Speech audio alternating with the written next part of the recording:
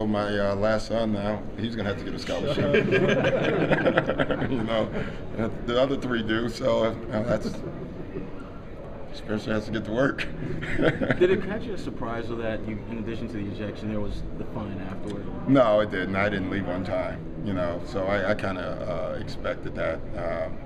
I think my proposal to Stu was to give us a 30-second clock. When a coach gets thrown out of a game, they should start the clock and give you 30 seconds to vent.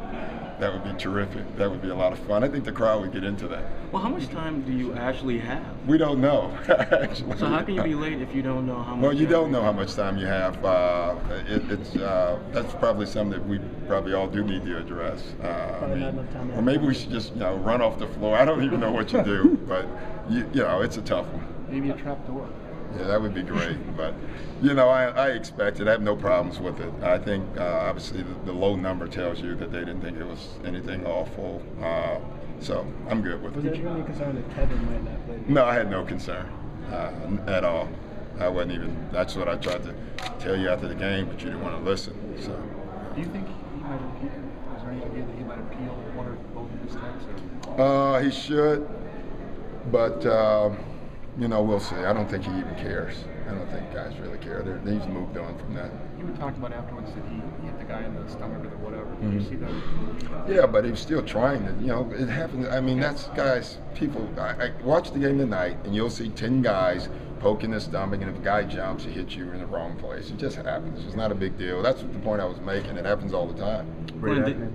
Glenn Davis and just his availability. Don't know, honestly. I thought for sure earlier, and now I'm maybe leaning back the other way a little bit. So we'll see. How does that change what you guys do if he's unavailable to come off the bench for you?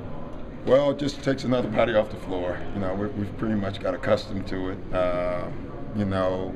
We would have to make the decision depending on who they have on the floor.